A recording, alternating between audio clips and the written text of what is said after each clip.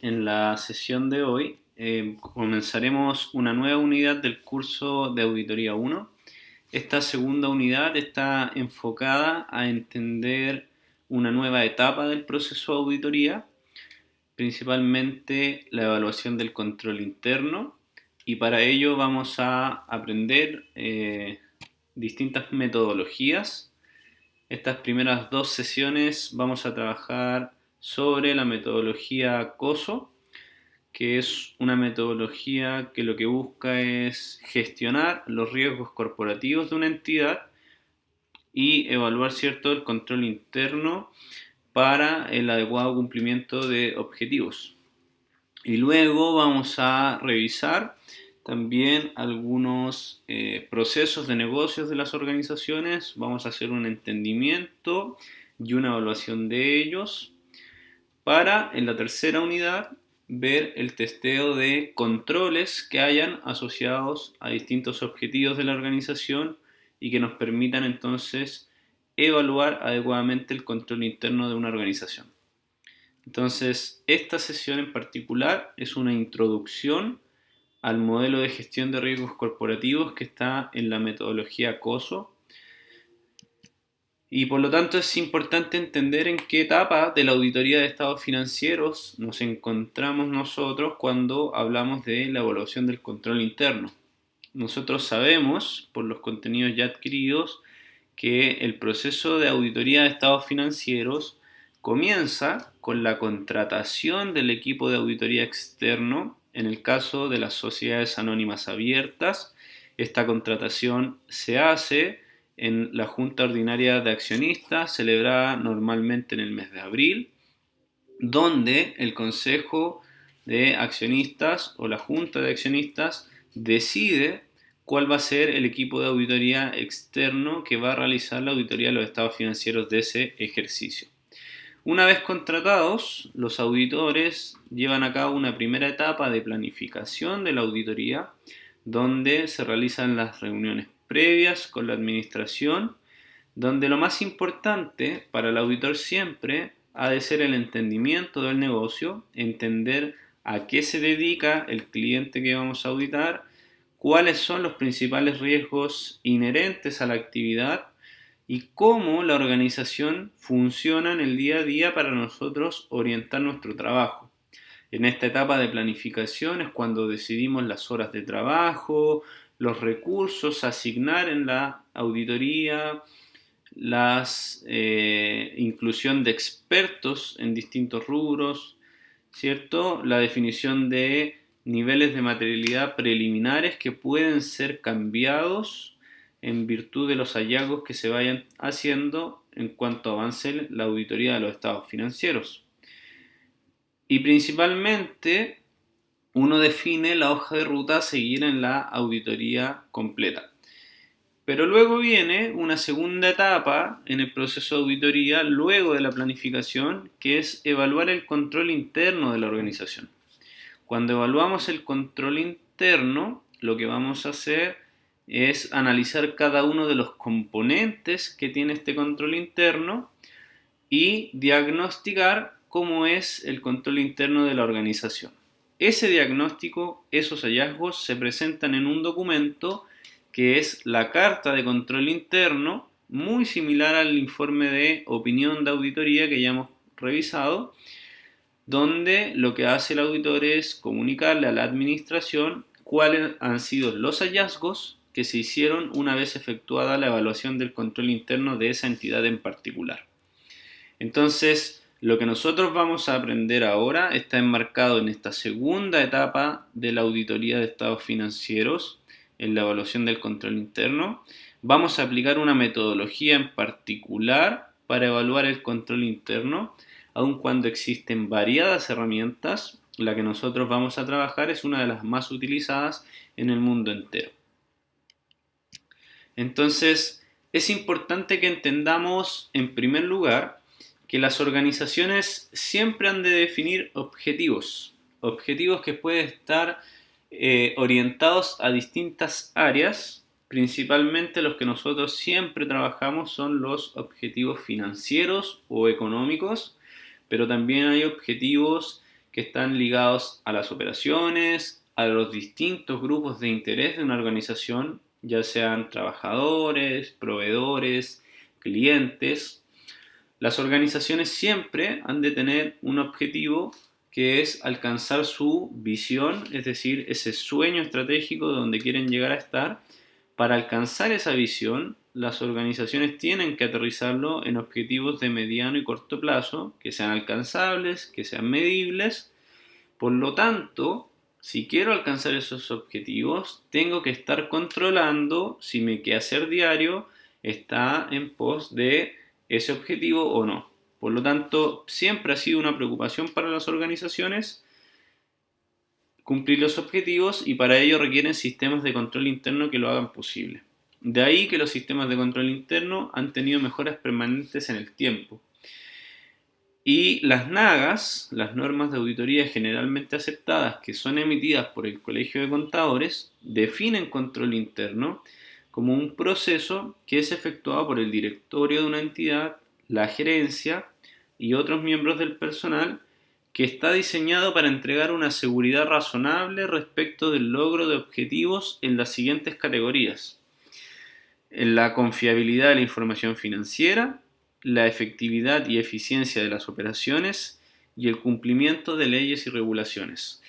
Esto es muy importante porque si lo vamos descomponiendo, nos dice que el control interno es un proceso, es decir, son una serie de actividades que están unidas en cierta manera, que las efectúa y las diseña el directorio, la gerencia y otros miembros. El diseño del control interno generalmente va a estar asociado a los cargos más estratégicos de una organización, los cargos más altos, y la implementación va a estar siempre en los mandos tácticos u operativos. Entonces, lo importante es que este control interno, este proceso, se diseña para entregar una seguridad razonable, y nuevamente las normas hablan de razonabilidad, no hablan de una certeza absoluta del logro de objetivos. Entonces, las actividades que yo realizo, que diseña la alta administración, se hacen en función de cumplir objetivos. Y las normas de auditoría han definido los objetivos organizacionales en tres grandes grupos. El primer grupo está asociado a la confiabilidad de la información financiera, es decir, hay objetivos en la organización que deben controlarse para que la preparación y presentación de los estados financieros sea fiable. Entonces, esos entran en esta primera categoría. Y es aquellos a los que el auditor financiero va a darles una mayor relevancia. También hay objetivos que están asociados a la efectividad y eficiencia de las operaciones. Es decir, que las operaciones, mi proceso productivo sea eficiente en cuanto a los recursos empleados en él y sea efectivo o eficaz, es decir, que logre, ¿cierto?, su objetivo principal. Y finalmente hay objetivos que están asociados al cumplimiento de leyes y regulaciones, que va a ser específico a cada entidad, aun cuando hay leyes y regulaciones que están orientadas a todas las organizaciones, como por ejemplo las leyes en materia impositiva o laboral, que independiente el rubro al que yo me dedique, me van a ver afectadas si yo realizo actividades lucrativas en este país, aun cuando dentro de esas mismas regulaciones existen aspectos específicos según determinadas industrias.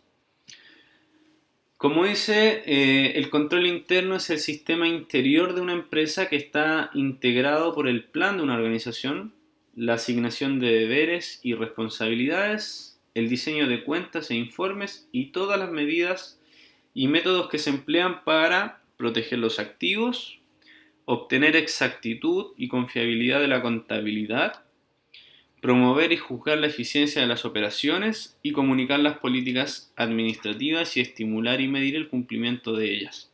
Entonces esto es un poquito más desglosado, los mismos objetivos que han definido las normas de auditoría. Y una muy buena frase para entender qué es el control interno es la siguiente: el control interno de una compañía se puede comparar con el sistema nervioso de una persona. abarca toda la organización, sirve como un sistema de comunicación de dos vías y está diseñado únicamente para hacer frente a las necesidades de la compañía específica. Incluye mucho más que un sistema contable y cubre materias tales como las prácticas de empleo, el control de calidad, la planificación de la producción, la política de ventas y la auditoría interna. Entonces, lo importante es que el control interno está inserto en toda la organización en distinta medida, pero desde las personas que diseñan el sistema de control interno hasta las personas que interactúan en el día a día con la organización, todas ellas están en constante comunicación y relación con el sistema de control interno de una organización. Entonces, los controles internos podremos clasificarlos en dos grandes categorías, que son los controles internos administrativos, que se relacionan con las operaciones de la empresa y que indirectamente afectan a los estados financieros. Cuando yo tengo en un proceso productivo controles internos asociados a, por ejemplo, la cantidad de material que se tiene que utilizar para la producción de un determinado producto, indirectamente eso va a tener efectos y consecuencias en los estados financieros. Porque si existen desperfectos en la producción, si es que esos mismos recursos se están utilizando en los productos en proceso o en productos terminados, el sistema de información contable va a captar esos hechos económicos, les va a dar un procesamiento y finalmente les va a dar una salida a través de estados financieros. Entonces, indirectamente, los controles que están ligados con las operaciones podrían tener efectos en la contabilidad. Y también hay controles internos asociados al ámbito netamente contable y se relacionan con la protección de los activos y asegurar que las cuentas y los informes financieros sean confiables. Y es en ellos donde el auditor financiero ha de tener su mayor énfasis. No obstante, este tipo de controles administrativos también son relevantes porque indirectamente van a afectar, ¿cierto?, la contabilidad. Entonces es importante que acá esté el énfasis, pero tengo que siempre estar atento a los controles internos en materias operacionales. Entonces, respecto al control interno contable, que era el que más atención nos debe fijar, dice que comprende el plan de la organización y los procedimientos y registros que se relacionan con la protección de activos y la confiabilidad de los registros financieros. Y por consiguiente, estos controles se diseñan para prestar seguridad razonable de los siguientes aspectos: que las operaciones se ejecuten de acuerdo a la autorización general o específica de la administración, que se registren las operaciones como sean necesarias para permitir la preparación de los estados financieros de conformidad con las normas internacionales de información financiera y mantener la contabilidad de los activos. El acceso a los activos se permite solo de acuerdo con la autorización de la administración y los activos registrados en la contabilidad se comparan, a intervalos razonables con los activos existentes y se toma la acción adecuada respecto de cualquier diferencia. Este último punto para ustedes en esta instancia es el más fácil de visualizar, porque los activos que están en la contabilidad que se van a presentar en el balance o en el estado de situación financiera, hay que compararlos, hay que estar revisándolos con cierta frecuencia para ver si lo que dice el papel es realmente lo que hay físicamente. Entonces, el más claro ejemplo son los inventarios, donde los controles internos asociados al ámbito contable tienen que estar vinculados a poder corroborar esta información. Entonces, un tipo de control interno es la inspección periódica de los inventarios, también conocido como inventarios físicos, donde se compare la cantidad de unidades existentes con lo que dice el auxiliar de inventarios en la contabilidad. Entonces, si existen diferencias, hay que también tomar las acciones adecuadas, proponer ajustes que disminuyan o aumenten el valor de los inventarios. Y las bases de diseño de un sistema de control interno eficaz están determinadas por el riesgo. Esto es muy importante. Vamos a darnos cuenta en esta unidad que existe una atención principal en el riesgo que están enfrentando las organizaciones y cómo la entidad entonces ha de gestionarlo para cumplir sus objetivos. Entonces el riesgo se transforma hoy en un elemento clave de evaluación respecto de cómo está el control interno de una organización. Y por riesgo tenemos que entender que es la probabilidad de ocurrencia de hechos previstos o imprevistos que modifiquen de manera sustantiva el logro de metas y el cumplimiento de objetivos. Entonces, es todo aquello que nos vaya a desvirtuar desde el escenario esperado al escenario obtenido. El riesgo en las empresas se descubre y encuentra en las áreas de mayor nivel de criticidad. Esto es, en áreas donde existe la mayor probabilidad de que se produzcan hechos previstos e imprevistos y por lo tanto donde deben tomarse los resguardos y protecciones de seguridad que estimen como los más adecuados a las circunstancias. Así, las organizaciones deben diseñar un sistema de control interno que comprenda al menos los siguientes componentes que deben estar interrelacionados. Entonces, mi sistema de control interno que responda a los riesgos de la organización, que son estos hechos previstos o imprevistos que modifiquen el logro o alcance de los objetivos, debe considerar un ambiente de control, una evaluación del riesgo, actividades de control, un sistema de información y comunicación y un monitoreo constante. Vamos a ver que estos elementos, sumados a otros más, son los componentes básicos de un control interno y en esta primera sesión lo que vamos a hacer es una introducción a estos elementos del control interno y en la próxima sesión lo que vamos a hacer es profundizar en cada uno de ellos y graficar, ¿cierto?, con un ejemplo práctico cómo podemos nosotros evaluar estos elementos en una organización real. Entonces, la metodología COSO es un informe que enfatiza el control sobre los riesgos que pueden existir y fortalece así las acciones de control para el logro de objetivos. Es una metodología secuencial, ya vamos a ver, que lo que hace es definir distintos componentes de control interno en un orden lógico para que nosotros en la organización vayamos evaluando si estos componentes se están aplicando, cómo se aplican, cuáles son las características de nuestro control interno en la organización y así nos permita identificar debilidades y fortalezas del control interno que ayuden a mitigar los riesgos que enfrenta una organización. Para ello identifica elementos claves para la gestión de riesgos corporativos dentro de los componentes del control interno. ¿Cuáles son estos componentes, estos elementos claves para la gestión de riesgos? Son los siguientes. El primer elemento es el ambiente de control interno. Luego está el establecimiento de objetivos, la identificación de acontecimientos, la evaluación de riesgos, la respuesta a esos riesgos identificados, las actividades de control, el sistema de información y comunicación y la supervisión o monitoreo. Vamos ahora entonces a analizarlas cada una en detalle y luego vamos a vincularlas todas.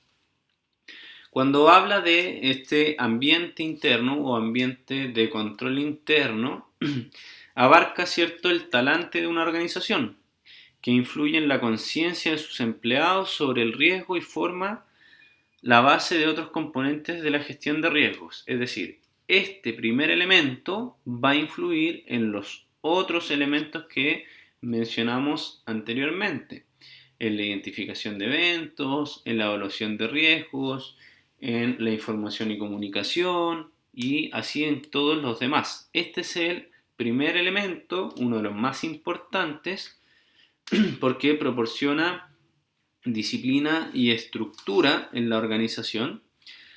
Los factores de ambiente interno, como dice acá, incluyen la filosofía de gestión de riesgos de una entidad, su riesgo aceptado, la supervisión ejercida por el Consejo de Administración, la integridad, los valores éticos, la competencia del personal y la forma en que la dirección asigna la autoridad y responsabilidad y organiza y desarrolla a sus empleados. Es decir, acá lo que me interesa hacer es perfilar cómo la organización, cómo las personas que componen la organización están funcionando respecto a la gestión de los riesgos corporativos. Entonces, para ello es muy importante, primero, entender la integridad de esas personas, cómo esas personas perciben los riesgos a los cuales se enfrenta la organización, cuál es la actitud que toman frente a esos riesgos, cuáles son los valores éticos que ellos poseen,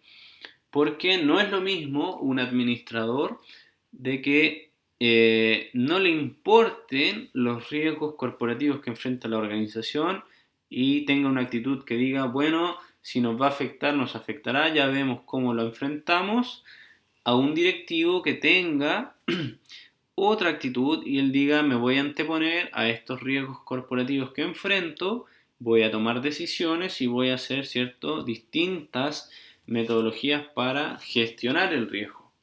Entonces, desde luego que ese directivo va a traspasar esa visión de gestión de riesgos a sus empleados y seguramente los empleados de la organización van a estar en la misma postura, porque generalmente las organizaciones lo que hacen es contratar a personas que tengan una misma filosofía.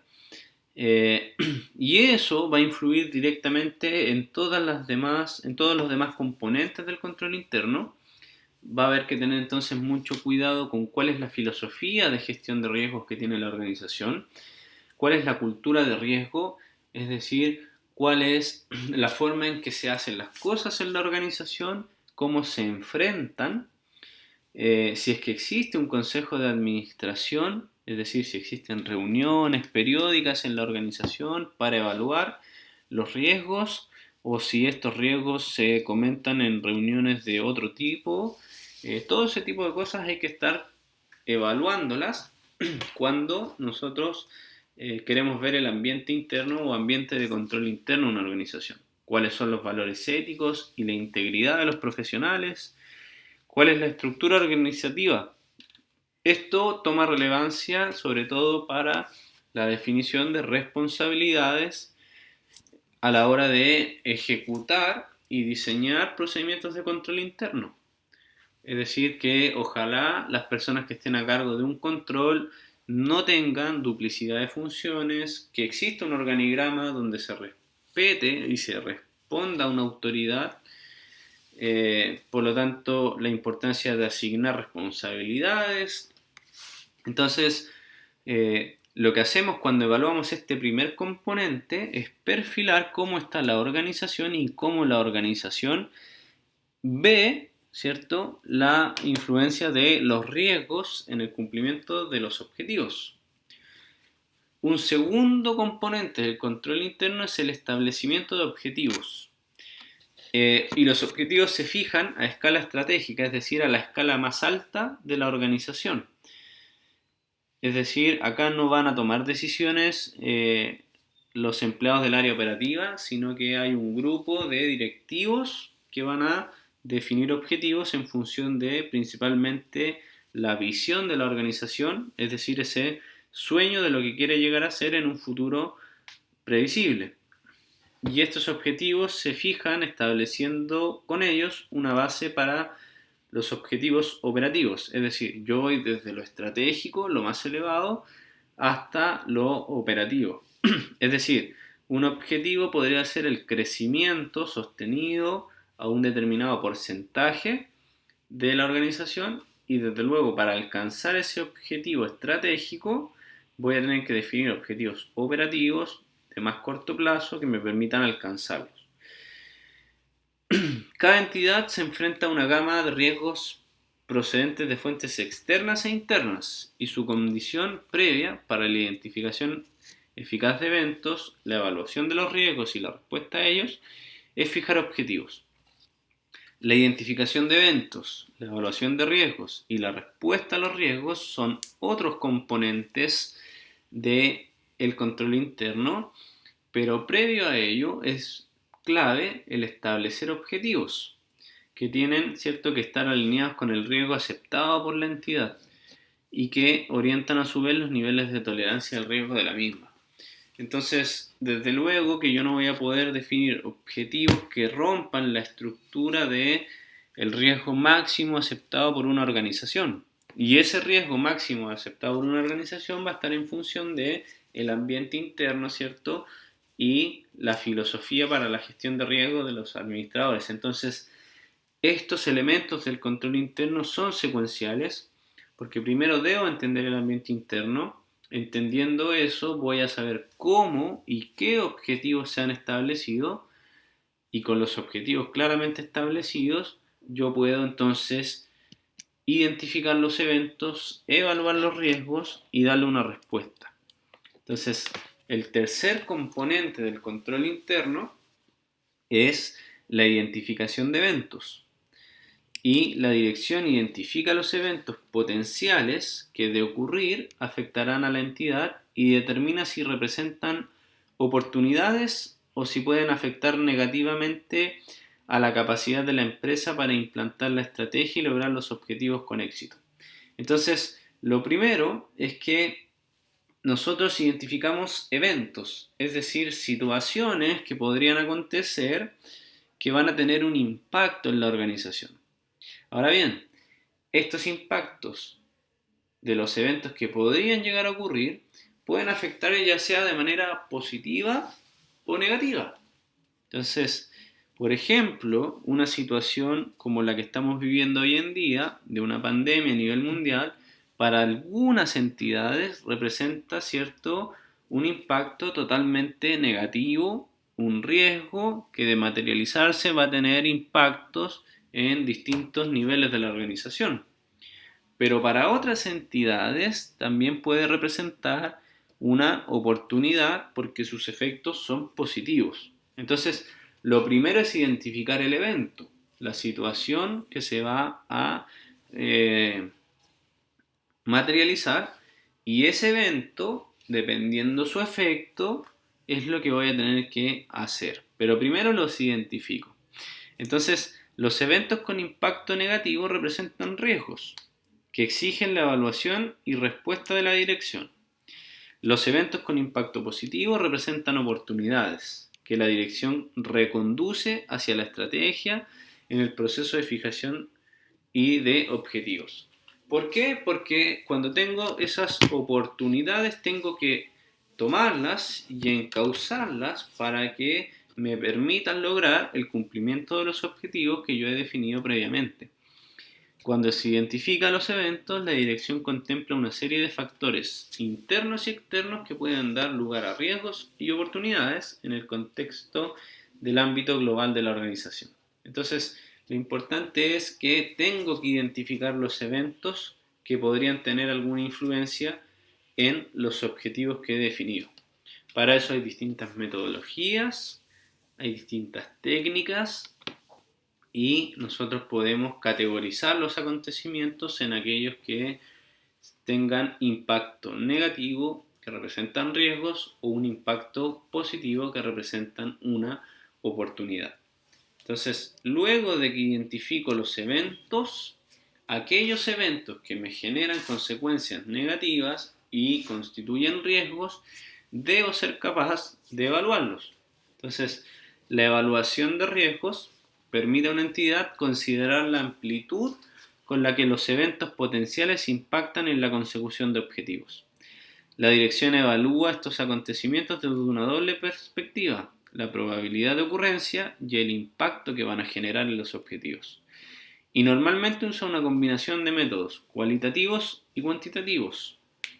Los impactos positivos y negativos de los eventos potenciales deben examinarse individualmente o por categoría en toda la entidad, y los riesgos se evalúan con un doble enfoque: riesgo inherente y riesgo residual. Entonces, ¿qué está queriendo decir este nuevo componente del control interno, que es la evaluación de riesgos? En primer lugar, toda organización enfrenta riesgos inherentes propios de la actividad que realiza y esos eventos identificados que pueden tener consecuencias negativas se transforman en riesgos que al ser propios de la actividad se transforman en riesgos inherentes. El riesgo residual es aquel que queda una vez de aplicado todos los procedimientos de control interno, aquel que ya no se puede seguir reduciendo. Y la evaluación de riesgo, ¿cierto?, permite considerar la amplitud con que los eventos impacten en la consecución de objetivos. Entonces, habíamos hablado que los eventos que identificábamos los podíamos clasificar en positivos o negativos, y los negativos iban a tener ciertos efectos negativos. Van a tener que ser clasificados entonces como riesgos, y esos riesgos me van a afectar ya sea directa o indirectamente a la consecución o al logro de los objetivos que yo había definido. Entonces es importante que consideremos ese elemento. Y la dirección tiene que evaluar estos acontecimientos desde una doble perspectiva. Es decir, el riesgo va a tener dos caras por las cuales mirarse.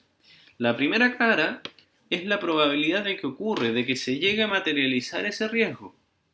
Entonces, para eso hay distintas herramientas. Como dice ahí, herramientas cualitativas o cuantitativas.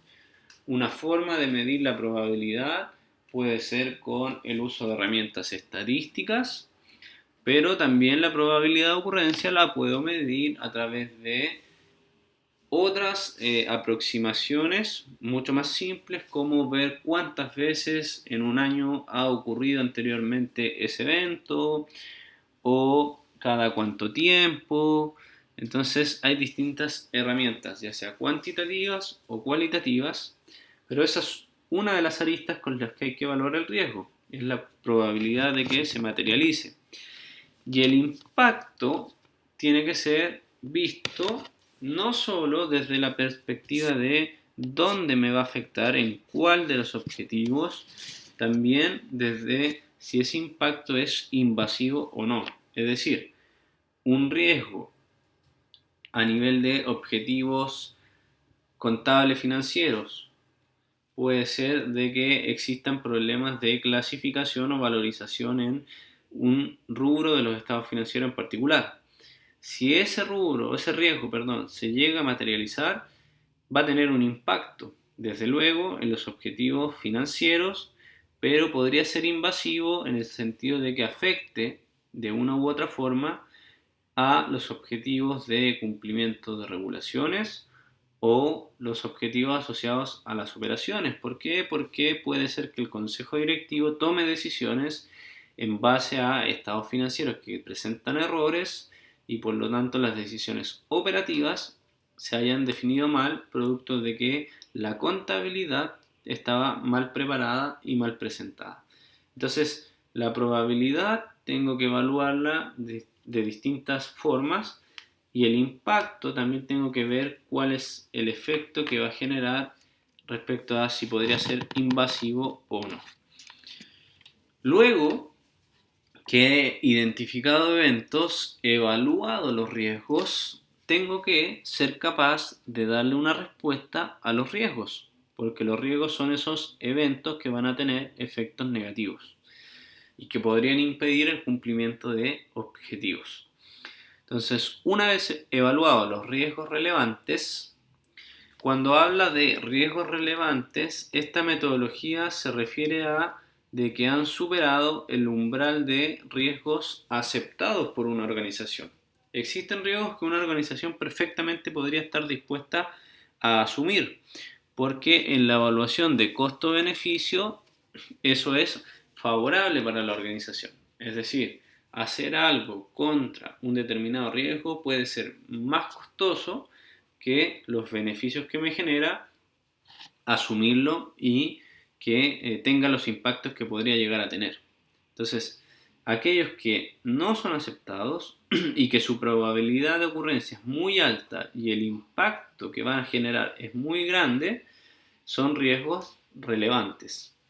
Para ellos, la dirección determina cómo responder. Las respuestas pueden ser evitar el riesgo, reducirlo, compartirlo o transferirlo y aceptar el riesgo. Esas son las posibles respuestas que yo le podría dar a un riesgo una vez identificado y evaluado. Entonces, podría transferirlo a través de, por ejemplo, la contratación de seguros. Podría aceptarlo y dejar que ocurra y que me impacte. Podría, ¿cierto?, reducirlo a través de distintas herramientas de gestión, como por ejemplo en el caso financiero, eh, contratar instrumentos de cobertura.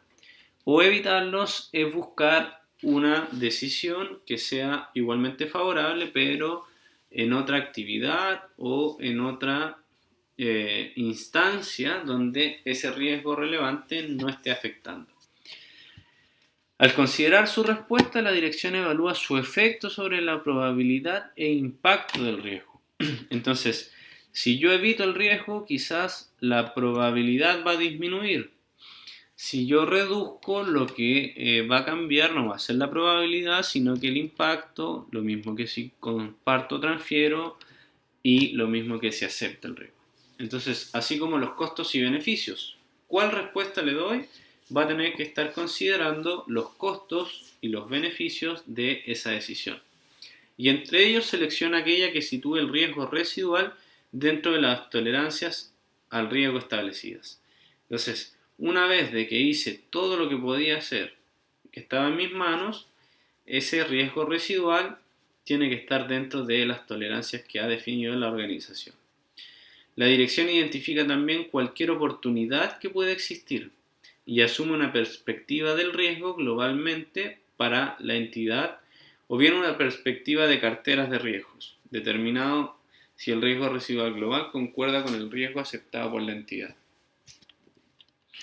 Y luego que he dado una respuesta a los riesgos, tengo que definir actividades de control que tienen que estar integradas con la respuesta al riesgo que he decidido tomar. Si lo transferí, si lo acepté, si lo reduje.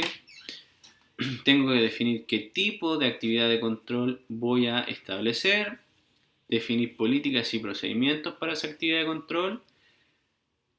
Hay que realizar ciertos controles de los sistemas de información y controles específicos de la entidad.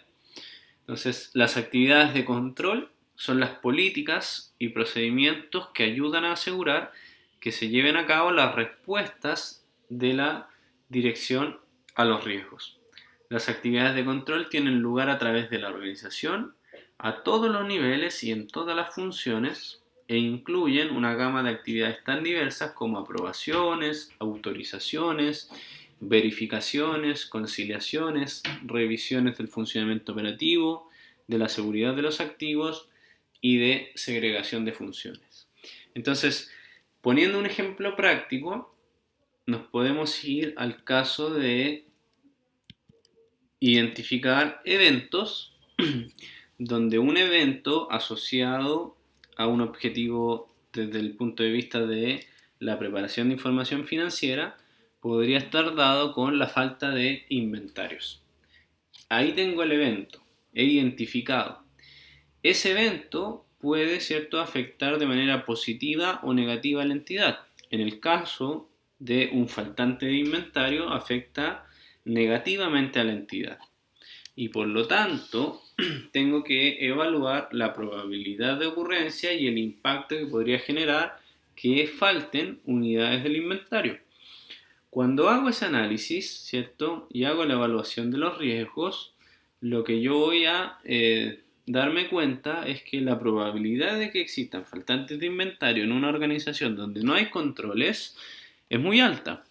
Y el impacto también podría ser muy alto en el entendido del negocio al cual me dedico. Pero de por sí podría tener muchos impactos o impactos muy invasivos porque va a tener impactos a nivel de estado financiero, el balance, de estado de resultados y va a tener impactos a nivel operativo. Voy a tener complicaciones en la producción, voy a tener complicaciones al vender, voy a tener complicaciones en los procesos de compra, de almacenaje, porque no sabría cuánto hay o cuándo ha dejado de estar una determinada unidad de inventario. Entonces, cuando tengo el riesgo evaluado, voy a tener que darle una respuesta. Y la respuesta más lógica sería tratar de reducir ese riesgo de faltantes de inventario a través de una actividad de control que podría ser, por ejemplo, las aprobaciones y conciliaciones de la bodega. Por ejemplo, para que un producto salga de la bodega, se va a poner un encargado que tenga que aprobar el traslado, ¿cierto?, de unidades de inventario hacia otra parte de la organización. Y cada cierto tiempo otra persona va a tener que verificar cuáles son las unidades que están en inventario físico y conciliarlas con aquellas que están en la contabilidad. Entonces, esa es una actividad de control que integra, ¿cierto?, las etapas anteriores o los otros componentes del control interno. Luego, tiene que existir información y comunicación dentro de la organización para que el sistema de control interno sea eficiente y eficaz, porque nos permite identificar, ¿cierto?, captar y comunicar de una forma y en un marco de tiempo que permite a las personas llevar a cabo sus responsabilidades. Los sistemas de información usan datos generados internamente y otras entradas de fuentes externas, y sus salidas informativas facilitan la gestión de riesgos y la toma de decisiones informadas relativas a los objetivos.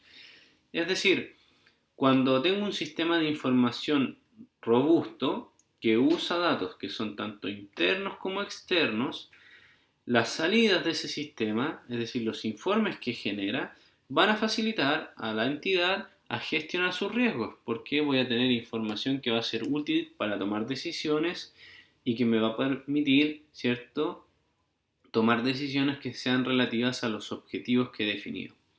También existe una comunicación eficaz fluyendo en todas direcciones dentro de la organización. Todo el personal recibe un mensaje claro desde la alta dirección de que deben considerar seriamente las responsabilidades de gestión de los riesgos corporativos. Las personas entienden su papel en dicha gestión y cómo las actividades individuales se relacionan con el trabajo de los demás.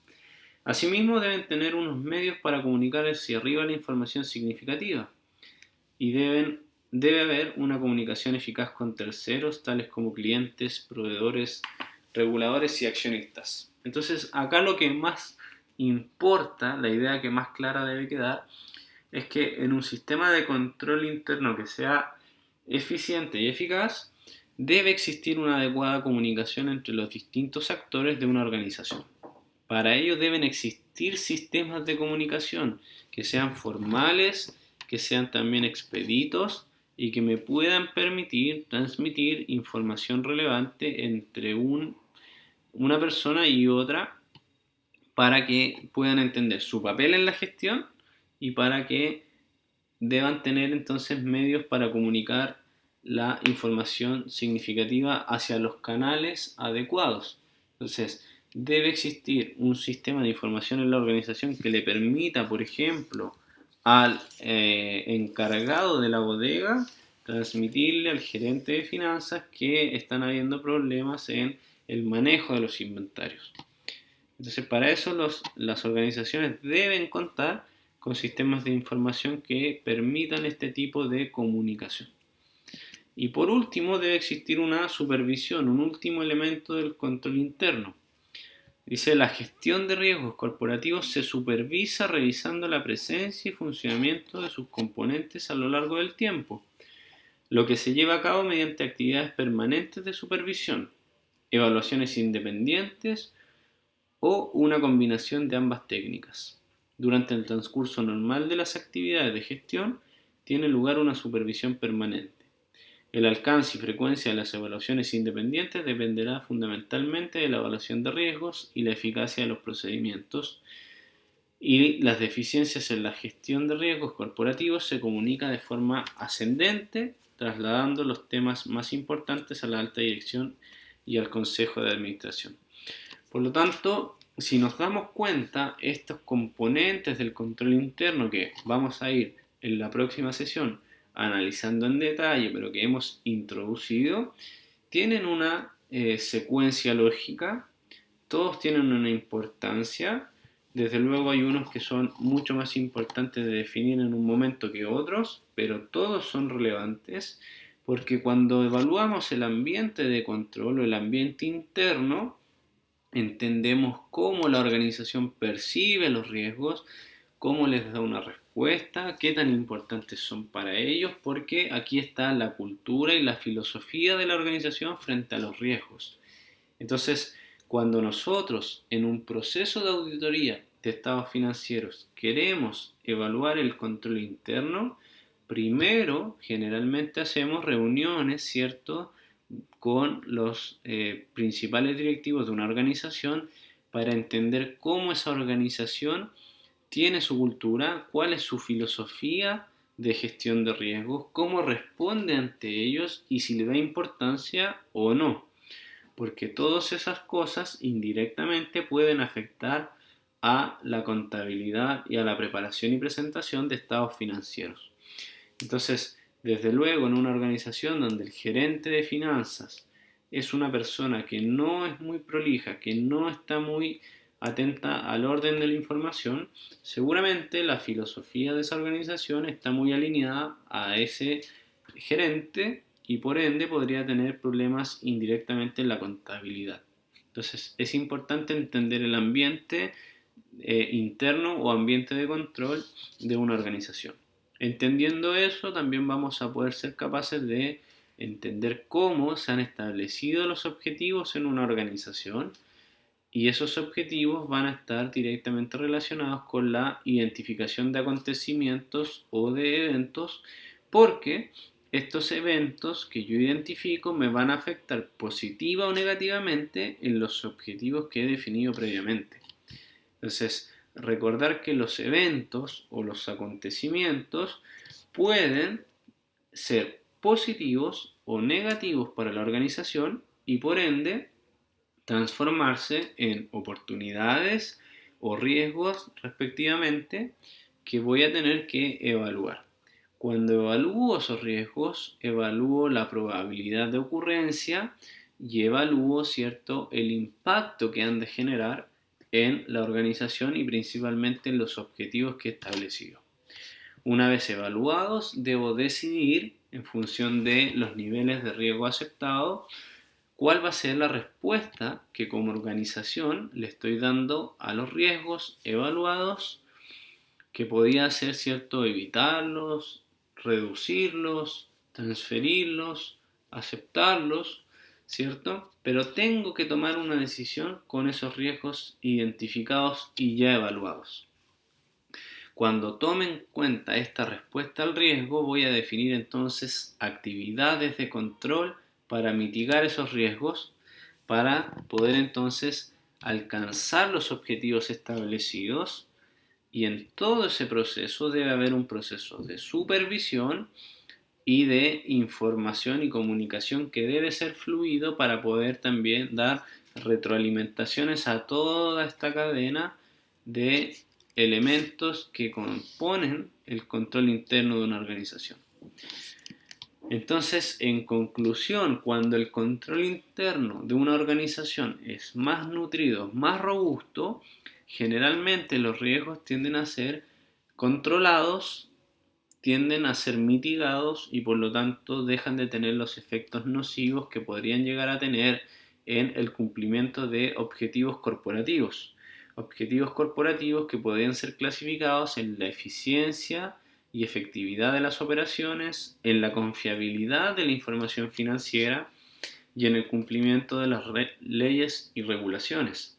Entonces, acá, desde el punto de vista de la auditoría de estados financieros, lo que nos importa es evaluar los componentes del control interno, estos 8 componentes que habíamos conversado recientemente, el ambiente interno, la identificación de eventos, el tema de la evaluación de riesgos, cómo, ¿cierto?, vamos a definir los procesos de actividades de control, cómo damos respuesta a los riesgos, la información y la supervisión. Esos elementos del control interno nosotros debemos evaluarlos en un proceso de auditoría de estados financieros para la empresa que estemos auditando. Dependiendo de la organización, el análisis va a ser en mayor o menor medida, pero debemos evaluar el control interno que tiene una organización, porque entendiendo eso vamos a poder definir si requiere un mayor trabajo de auditoría en lo que respecta a procedimientos sustantivos, o en otras palabras, si ese control interno de la organización no es bueno, no nos da un buen diagnóstico, lo que quiere decir es que potencialmente podríamos encontrarnos con estados financieros que presenten representaciones incorrectas significativas y que por lo tanto vamos a tener que hacer mayor trabajo de auditoría para validar sus saldos. En cambio, en aquellas entidades donde el control interno es más robusto, está de mejor manera implementado, los riesgos suelen ser menores, suelen tener probabilidades de ocurrencia mucho menores e impactos menos trascendentes, por lo tanto, la contabilidad suele presentarse con menores grados de representaciones incorrectas significativas. Entonces, el trabajo a realizar en la auditoría en ese tipo de organizaciones suele ser mucho menor o con mucho menor detalle, porque el sistema de control interno respalda que la contabilidad se ha preparado bajo parámetros donde los riesgos han sido reducidos y por lo tanto no debiesen haber representaciones incorrectas. Entonces, nuevamente, nosotros analizamos una metodología que es la metodología COSO. La metodología COSO define de que el componente del control interno son estos 8 elementos y yo tengo que evaluar en cada organización cuál es su ambiente de control, cómo la organización que estoy auditando establece objetivos, cómo identifica acontecimientos si es que lo hace, cómo evalúa los riesgos, usa técnicas cuantitativas, cualitativas, diseña matrices de riesgo, lo hace, quizás no lo hace. Si evalúa riesgos, cómo da respuesta a esos riesgos. Si es que lo hace y define actividades de control, cuáles son esas actividades de control, si están definidas formalmente, cuáles son los canales de información y comunicación que tiene una entidad, se supervisan o no estas actividades de control. Entonces, en el proceso de auditoría yo debo evaluar estos 8 componentes desde esa visión, porque todo esto de manera directa o indirecta puede llegar a tener efectos en los estados financieros a través de representaciones incorrectas significativas. Entonces, como lo que yo busco en el trabajo de auditoría es dar una opinión acerca de la razonabilidad de los estados financieros, tengo que entender si es que esos estados financieros pueden o no tener representaciones incorrectas. Entonces, en la medida de que esto funcione, sea eficiente y sea eficaz, los riesgos asociados a los estados financieros van a ser menores. Por ende, mi trabajo de auditoría también va a ser mucho menor o podría estar orientado con mayor fuerza a otras cosas y no solo a estar revisando registros contables. Por lo tanto, esa es la vinculación que existe entre la auditoría de estados financieros y esta metodología COSO, que es una metodología que me permite evaluar el control interno. Existen distintas metodologías, esta es la que vamos a utilizar nosotros. Existe una metodología de COSO llamado el reporte 1 y el reporte 2. Nosotros estamos centrándonos netamente en el reporte 2 porque es una versión que complementó al reporte 1, por ende es la versión más completa. Y lo que hacemos o lo que nos importa es entender en qué etapa de la auditoría de estado financiero nos encontramos, cómo esta metodología COSO nos puede ayudar en la auditoría de estados financieros, cómo esta metodología COSO nos puede servir para definir cuál va a ser el alcance de las pruebas sustantivas a los rubros de los estados financieros y cómo entonces esto podría tener una incidencia en nuestro trabajo de auditoría, que su objetivo final es la emisión de una opinión de los estados financieros. Entonces, si volvemos hacia el comienzo, estamos en esta etapa de la auditoría y si esta evaluación es favorable, nosotros vamos a realizar una menor cantidad de pruebas sustantivas, a diferencia de si esto es desfavorable, donde en el fondo lo que nosotros decimos es el control interno de la organización no es bueno, por ende se presume que los estados financieros tienen una probabilidad de presentar representaciones incorrectas significativas mayores y por ende debo hacer un mayor trabajo de auditoría. Entonces, estos análisis preliminares y visitas de análisis van a ser mucho mayores cuando la evaluación del control interno sea desfavorable, lo que va a estar reflejado en la carta de control interno que se le entrega a la administración. Esa es la importancia entonces de esta metodología, nos va a servir para evaluar el control interno. En la próxima sesión lo que vamos a hacer es profundizar en cada una de estas 8 variables u 8 elementos del control interno. Vamos a verlas en detalle. Hoy día fue una aproximación, una pequeña introducción, vinculándola con la auditoría de estados financieros.